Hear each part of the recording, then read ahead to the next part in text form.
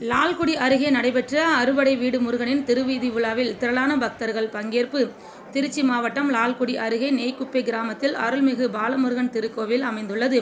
தமிழ் கடவுளான முருகப்பெருமான் திருப்பரங்குன்றத்தில் மணக்கோலத்திலும், திருச்செந்தூரில் பிறவாமை என்னும் வரம் தருகின்ற தலமாகவும், பழனியில் அண்ணன் விநாயகருடன் போட்டி போட்டு ஏற்பட்ட கோபத்தால் தண்டாயுத பாணியாக காட்சியளிக்கும் தலமாகவும், சுவாமி மலையில் தகப்பனுக்கு பாடம் சொன்ன தலமாகவும், திருத்தணியில் அஞ்சுதலை நீக்கி ஆறுதல் கொடுக்கும் தலமாகவும், பழமுதிர்ச்சோலையில் சுட்ட பழம் வேண்டுமா சுடாத பழம் வேண்டுமா என காட்சியளித்த தலமாகவும் அருள் பாலிக்கிறார்.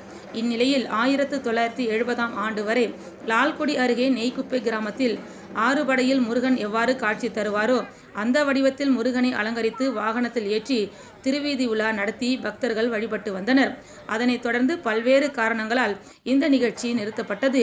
இந்நிலையில் 44 ஆண்டுகளுக்கு பிறகு ஆறுபடை முருகனின் திருவீதி உலா நடைபெற்றது. இந்நிலையில் 44 ஆண்டுகளுக்கு பின்னர் நடைபெற்ற இந்த திருவீதி உலாவில் ஏராளமான முருக பக்தர்கள் கலந்து கொண்டு முருகனை வழிபட்டனர். ஆறுபடை திருவீதி உலாவை முன்னிட்டு கோவில் முழுவதும் வண்ண விளக்குகளால் அலங்கரிக்கப்பட்டிருந்தது.